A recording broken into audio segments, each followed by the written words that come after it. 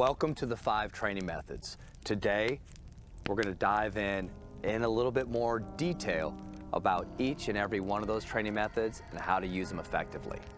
So let's get started.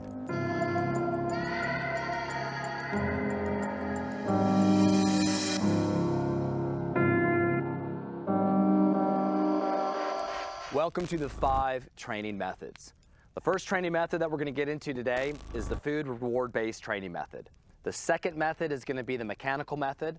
The third will be the contrastive method. The fourth method is going to be the imitative method. And then the final and fifth method will be the physical manipulation method. Now let's go ahead and dive into the food reward-based training method. The food reward-based training method is a phenomenal tool, phenomenal method to use in developing the conditional reflex of the canine. Food is a stimuli. It's a low-level stimuli, but it's exactly what we want to use to begin our relationship with our canine. The canine will love to work for food. It will develop a great bonding situation between you and your dog. The food method has been used, a little history, it's been used since the beginning of time in creating the domestication of wild animals. We've been using the food method. Things to remember in the food method is we always want to make sure that the dog is hungry before we begin our training. Couple quick notes on how to do that. Let's go back. It's say you got your training plan. We're going to start our training on a Monday. We're going to go back to Saturday night maybe, reduce that dog's intake of food. Sunday morning, a little less food. Sunday evening, maybe let's not feed our dog at all. So come Monday morning, your dog is highly motivated and ready to accept that food. Some of the drawbacks between the food method is you need to make sure you are precise in when you feed and treat, reward your dog. So they perform the condition, or they perform the action, they perform the sit. I want to make sure I pay immediately. So I love to overpay. There's nothing wrong, just like you. If your boss at work gives you extra paychecks, are you going to disagree with that? Or are you going to be very excited that you got that extra paycheck? Are you going to be more motivated to work even harder when you get a bonus? Same concept when working with your canine. Pay, pay, pay. Pay on time, and that will help condition the reflex. If you don't pay on time, if you skip a payment, that's going to start conditioning the dog to work less and less and be so precise in their movements or listening to your commands. So you got to remember, very important to pay with the food reward method precisely and on time. All right, guys, now the second method we're going to go over here quickly is the mechanical method.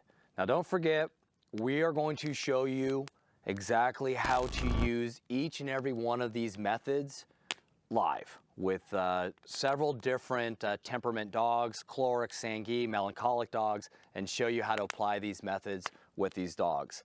But this one method, we're really not going to show you much about it because it's the mechanical method. It was used since the day of ancient times, and it was used to get basically, it's a coercive method, and it was used to get the animal to comply to man's will. It's the last thing that we want to use. It's still used today. I don't agree with it. What the mechanical method does, it's basically, say we want to just use, it's where you probably always heard the term, it's when you're using your chain and you're correcting the dog constantly with, you'll hear it out there, a yank and crank situation. Go ahead and yank and crank on that dog to get the dog to perform the action that you want. It's a method that can be used in aggression work. If you're trying to teach bite work, you'll see that method, that coercive method used a lot in that type of training. But what it eventually will lead to, guys, and we would love to hear comments if you disagree with us on this, but it's going to lead to that animal turning on you. We've seen it in the past. We have plenty of stories, plenty of examples where the dog turned on the trainer and it either ended very bad for the trainer, or unfortunately, you've heard of the dog turning on the trainer and the trainer then taking out the animal. Now, another huge drawback on using the mechanical method And you heard me use the term earlier, that yank and crank. What you're gonna do when you're yanking and cranking on a dog, you are gonna create a major health issue. You're gonna create a stinger within the dog, nerve damage. There's gonna be a lot of things that are gonna go wrong. Then the dog is basically an injured canine, which you don't even know that you just injured your canine, and now you might be trying to do protection work, aggression work. Well, that dog is gonna be a lot more hesitant in doing their work because now they're hurt. But you don't know that, and now you're gonna be, here at Canines for America, that's when we're bringing in photobiomodulation and several techniques to help get that injured canine back into training. But the thing is, we don't want to be getting that dog back into training and have that issue reoccur. So you guys will create a major health issue with your canine by doing a yank and crank. You will hurt that canine. At the end of the day, the mechanical method it's a coercive method. It's used to get the dog to comply to man's will. And 9 times out of 10, people that use that method don't understand the psychology and what they're doing to the organism in the brain development. There's really no positives to it. The only negative that's going to come out is that dog, especially if we get back into having a chloric canine.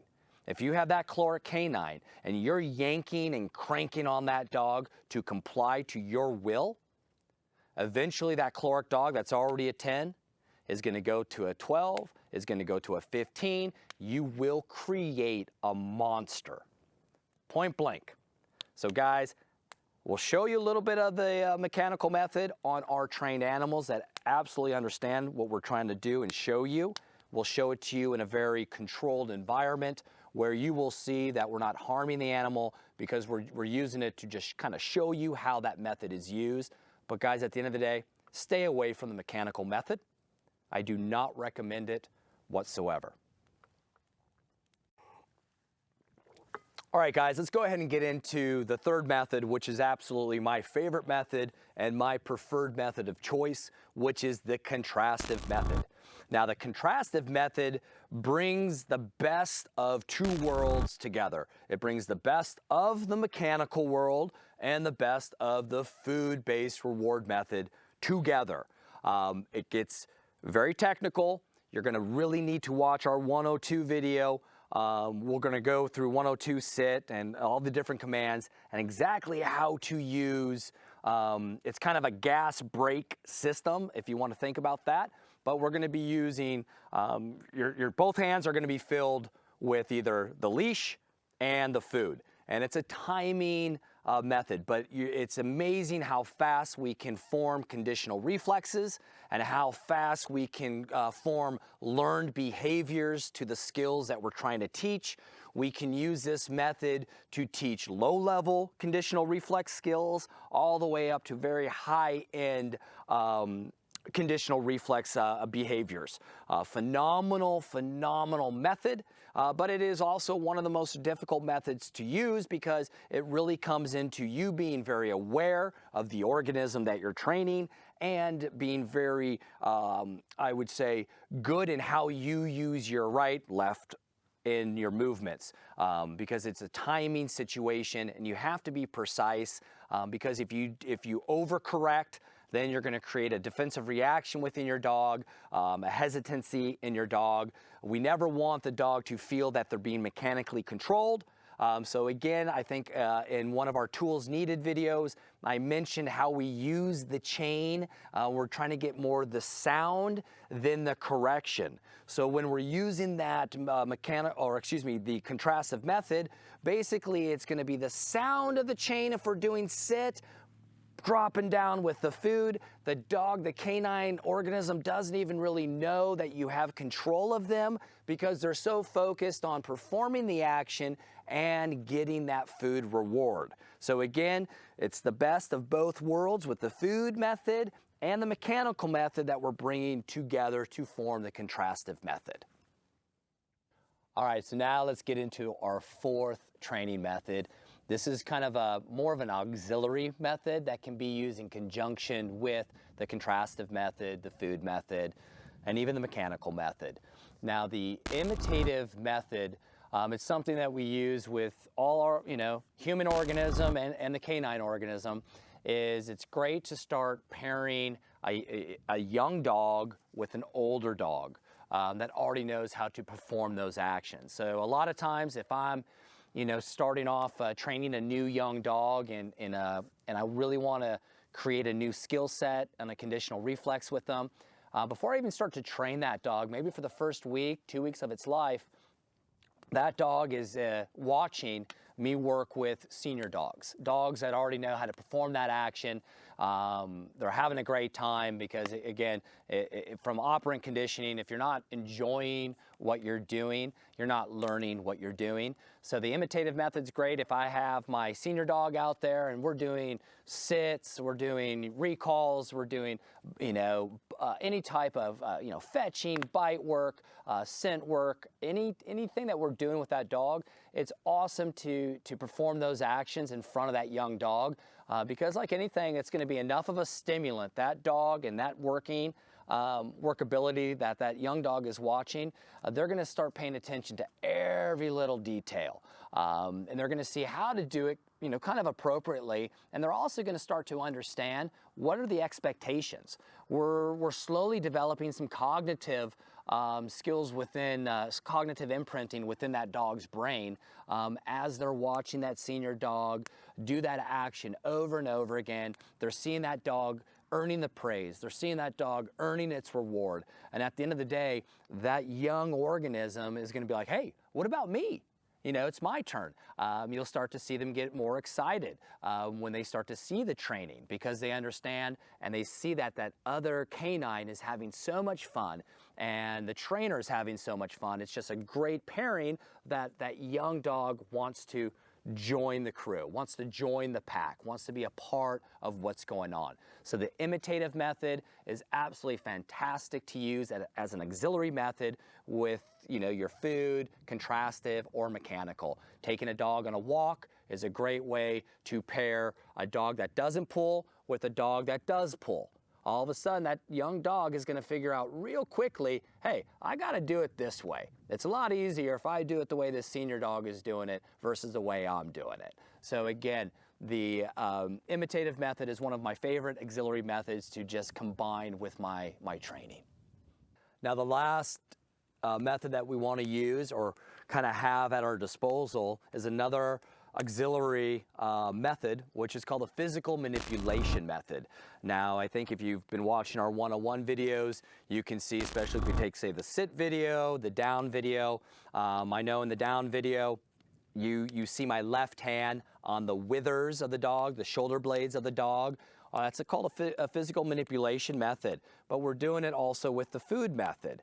So it's working hand in hand where the dog is forming that association with me putting my hand on the dog. The dog is perfectly okay with it, but what I'm doing is I'm reinforcing that down with the food, but it's a physical manipulation. So if the dog's a little slow to go down, I don't have to use, if I'm not using the contrastive method where I'm pulling with a little bit with the leash and the chain, I can get rid of that and just use my left hand on the dog's withers to help push that dog down, then hold my left hand on that dog, on the dog's withers, emphasizing the down command. After a while, if you're out in the field, if I ask the dog to do the down, the dog is a little slow, I can go to put my hand on that dog's withers. The dog will form, already understands that association, and will perform the down without any other corrective measure having to be used. If it's the sit, the same thing. I'm going to go on the back of the dog right above kind of its waist area, and with my two fingers as I go down the dog's spine right there, you can almost pinch it a little bit with the food up at the top. The dog's looking up, pinching kind of the bottom of the dog's waist. Immediately, they'll form the sit. So it's a great, auxiliary, method to bring into your training with the food method, where you're just kind of, conditioning those reflexes, but getting the dog to really be able to work well with you putting your hands on the dog. And you're doing it in such a careful, methodical way that the dog, you're not eliciting any active defensive reaction from the dog. the dog is perfectly now getting comfortable to having a human's hands on them during their training, which really starts to reinforce, especially in great detail, the type of movements that you want to see the dog do. It's great for using the foos, keeping your dog close to you, pulling the dog in with the food. It's another great tool to have in your bag of being able to use different training techniques, getting the dog to do what you need that dog to do. Hey guys, I want to thank you for watching our 5 training methods today. You got to make sure that you come back and you watch our training methods 102, our training methods 103. The next one that we're probably going to go ahead and release to you guys will be like a sit 102 using the contrastive method, where we're going to be able to show you exactly how to use that gas and brake system while bringing in some ancillary physical manipulation, the imitative method, all at the same time. So guys, make sure that you come back and you start watching our 102 videos using the contrastive method. Don't forget, please like and subscribe.